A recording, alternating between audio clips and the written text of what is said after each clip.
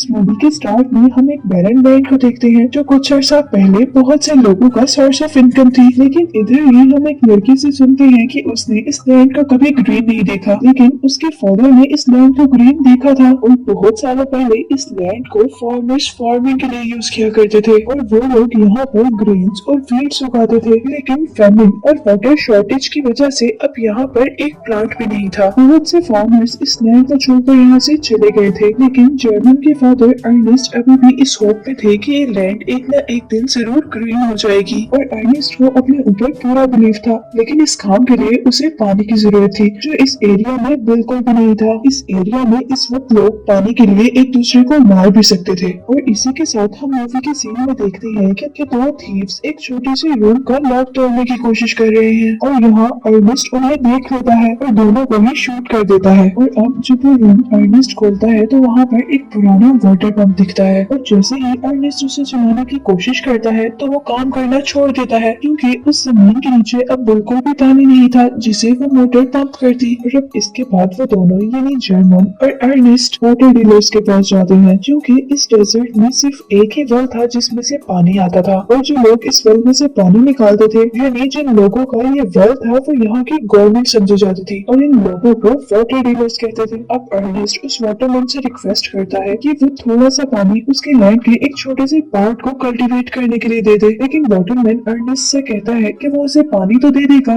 लेकिन उसके लिए उसे बहुत सारे पैसे देने पड़ेंगे। लेकिन इतने पैसे अर्नेस्ट के पास नहीं थे। इसके बाद अर्नेस्ट और जर्मन घर के लिए निकलते हैं जहाँ रास्ते में उनकी एनिमल की टांग टूट जाती है और अर्नेस्ट अपने एनिमल को रास्ते में ही मार देता है। और घर आने पर अब हम जर्मन की सिस्टर को भी देखते हैं जो उन्हें फूड सर्व करती है और इसके बाद हम देखते हैं कि वो मर्द से डिशेस वॉश कर रही थी क्योंकि उनके पास पीने तक के लिए वाटर नहीं था। नेक्स्ट डे हम देखते हैं कि अर्नेस्ट और जर्मन दोनों एक रोबोट शॉप पर जाते हैं कुछ ऐसा लेने के लिए जो उनके एनिमल की रिप्लेसमेंट हो यानी जो वेट कैरी करने में उनके काम आ सके। और यहाँ पर उन्हें एक सिम नाम का रोबोट नजर आता है, लेकिन यहाँ उस रोबोट को लेने के लिए काफी सारे लोग थे पर अर्नेस्ट ये ऑक्शन जीत जाता है और अब वो रोबोट खरीद लेता है। लेकिन यहाँ पर फ्लैम नाम का एक आदमी भी वो रोबोट खरीदना चाहता था। इसके बाद हम देखते हैं कि वो दोनों बाप बेटा यानी जर्मन और अर्नेस्ट एक हॉस्पिटल में जाते हैं जहाँ जर्मन की मॉम एडमिट थी। जर्मन की मॉम को चलने के लिए एक खास फ्रेम की जरूरत थी जो कि बहुत महंगा था और वो लोग उसे अफोर्ड नहीं कर सकते थे, इसीलिए वो हॉस्पिटल में एडमिट थी। जर्मन अपनी मॉम के साथ कुछ टाइम स्पेंड करता है और अब इसके बाद वो दोनों घर चले जाते हैं। अर्नेस्ट और जर्मन घर जाते हुए एक गैस स्टेशन पर रुकते हैं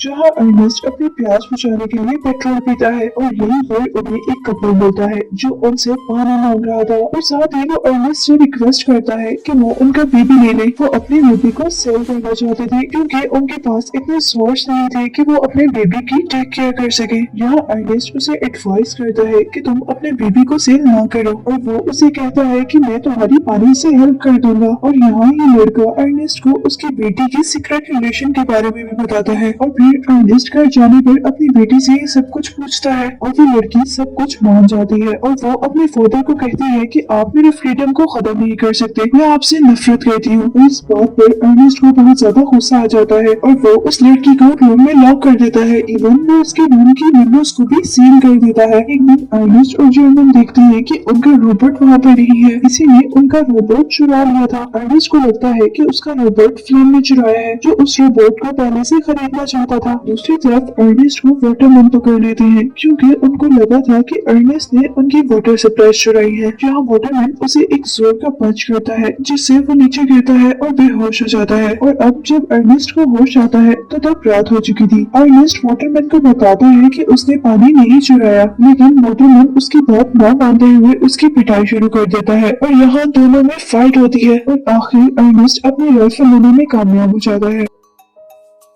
अर्नेस्ट वाटरमैन पर राइफल पॉइंट करता है और वहाँ से भागने में कामयाब हो जाता है। और अब घर जाते हुए अर्नेस्ट को फ्लैग नजर आता है जो रोड पर सो रहा था और उसके पास अर्नेस्ट का रोबोट भी था और इससे अर्नेस्ट को यकीन हो गया था कि उसी ने इस रोबोट को चुराया है और वाटरमैन की सप्लाईज को भी। अब अर्नेस्ट फ्लैग को हॉस्टेज बनाकर वाटरमैन के पास लेके जाता है ताकि वो अपनी इनोसेंस प्रूव कर सके। अब रास्ते में अर्नेस्ट और फ्लैग को प्यास लग जाती है। फ्लैग उसे आइडिया देता है कि हम इस सप्लाई से वाटर यूज कर सकते हैं हैं। वो दोनों बैठकर पानी पीते हैं और यहाँ फ्लम उसे कहता है कि तुम मुझे छोड़ दो और जितने हमें पैसे मिलेंगे हम दोनों आपस में आधे आधे बांट लेंगे। लेकिन अर्नेस्ट उसकी बात नहीं मानता और वो आगे बढ़ता रहता है। लेकिन थोड़े ही दूर जाने पर अब अर्नेस्ट की एनर्जी बहुत ज्यादा डाउन हो गई थी। इवन वो चल भी नहीं पा रहा था और ये सब नोटिस करते हुए फ्लम अर्नेस्ट को एक स्टोन से मारता है और अर्नेस्ट के हेड से ब्लीडिंग स्टार्ट हो जाती है और वो मर जाता है। यहाँ फ्लम अब अर्नेस्ट की डॉटर के पास उसे मिलने के लिए आता है। वो लोग एक दूसरे से मिलते हैं और वहाँ से चले जाते हैं। इधर जर्मन अब अपने डैड के पूरा दिन घर न आने पर बहुत ज्यादा परेशान था और वो उन्हें ढूंढने के लिए जाता है। जहाँ रास्ते में उसे वो रोबोट मिलता है और थोड़ा आगे जाने पर उसे पता चलता है कि उसके डैड की डेथ हो गई है। वो अपने डैड की डेथ के बारे में वाटरमैन को बताता है और सारे लोग ये समझते हैं कि उसके डैड की डेथ की वजह वो मशीन है, यानी वो रोबोट है। और इसके बाद हम देखते हैं कि फ्लम उनकी लाइफ में आ जाता है और वो अब उनकी फैमिली का हेड था। और अब जब जर्मन अपने फादर के डेथ पर बहुत ज्यादा गुस्से में उस रोबोट को मार रहा होता है तो तब उसे काम डाउन करने के लिए फ्लम वहाँ पर आता है। वो लोग बातें करते हैं और यहाँ फ्लम जर्मन को बताता है कि वो उसकी सिस्टर को पसंद कर और वो उससे शादी भी करेगा।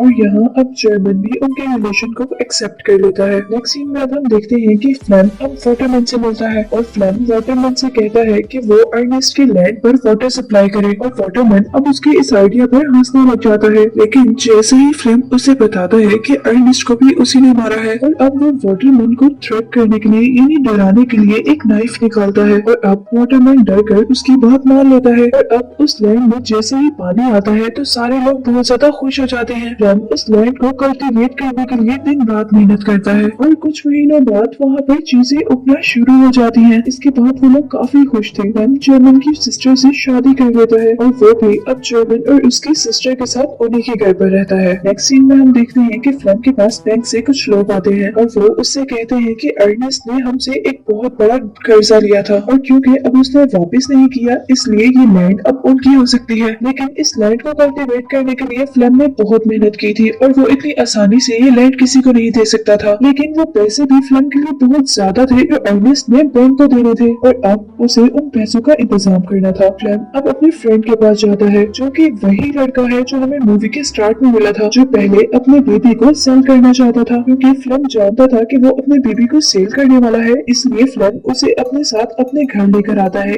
ये देखने के लिए कि उसके बेबी की कितनी कीमत हो सकती है।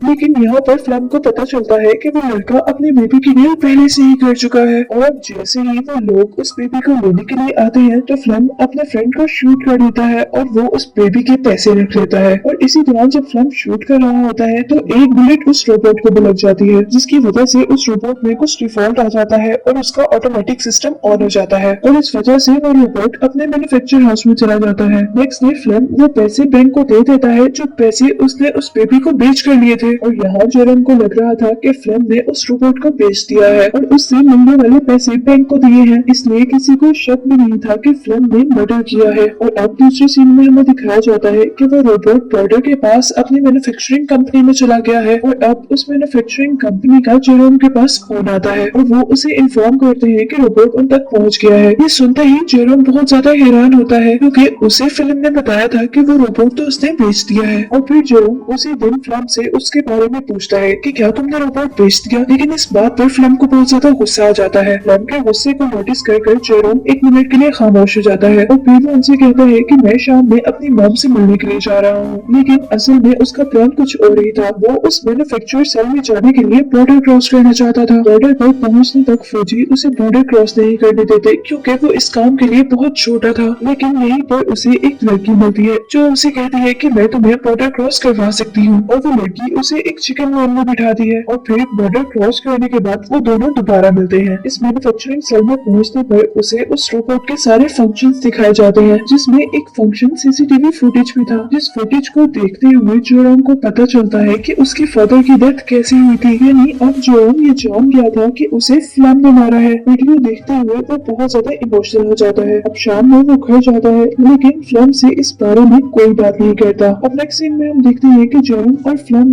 शिकार के लिए जाते हैं, जिसके बाद जेरोम अपने फादर की राइफल अपने बेड के नीचे छुपा देता है और खाने के टेबल पर फ्लेम से कहता है कि तुम्हें रॉबी बुला रहा था, यानी वो लड़का जिसे फ्लेम ने मारा था। फ्लेम एक मिनट के लिए हैरान होता है कि रॉबी उसे कैसे बुला सकता है जबकि वो तो मर गया है। और फिर नेक्स्ट डे फ्लेम को एक लेटर रिसीव होता है जो जेरोम ने ही रॉबी के नाम से फ्लेम को लिखा था, जहाँ रॉबी उसे एक स्पेसिफिक जगह पर बुला रहा था। फ्लेम अभी भी कंफ्यूज था, लेकिन वो अब वहाँ जाने का डिसाइड करता है ये देखने के लिए कि क्या रॉबी अभी तक जिंदा है। और फिर वो अपनी वाइफ से मिलने के बाद उस जगह पे चला जाता है जहाँ पर रॉबी ने उसे बुलाया था। और वहाँ जाने पर वो जोर जोर से रॉबी को आवाज देता है, पर अचानक एक गड्ढे में गिर जाता है और गिरते हुए उसकी दोनों टांगे टूट जाती हैं। और यहाँ अब उसके सामने जेरोम आता है। फ्लेम उसे मदद के लिए बुलाता है, लेकिन जेरोम उसे शूट कर देता है। और यहाँ मरते हुए फ्लेम को एहसास होता है कि जेरोम सब जान गया है और वो जेरोम से कहता है कि ये सब एक एक्सीडेंट था। और फिर 2 दिन बाद जेरोम घर आता है, जहाँ पर जेरोम की सिस्टर अभी भी अपने हस्बैंड का वेट कर रही थी, लेकिन जेरोम उसे ऐसा फील करवाता है कि उसे उनके बारे में कुछ भी नहीं पता। वो अपनी सिस्टर से कहता है कि उसे अपने हस्बैंड का थोड़ा और इंतजार करना चाहिए। यहीं पर वो लड़की उससे कहती है कि अब हम अपनी मॉम को घर ला सकते हैं, क्योंकि अब हमारे पास इतने पैसे हैं कि अब हम उनका वो एक्सपेंसिव फ्रेम अफोर्ड कर सकते हैं। मूवी की लास्ट सीन में हम देखते हैं कि जेरोम ने उस रोबोट की सारी मेमोरी डिलीट कर दी थी ताकि कोई भी ये सच न जान सके, और इसी को दिखाते हुए जो लोग इंटरटेनमेंट नहीं चाहते उनका यहाँ कोई काम नहीं, और जो लोग इंटरटेनमेंट चाहते हैं वो सब्सक्राइब कर लें।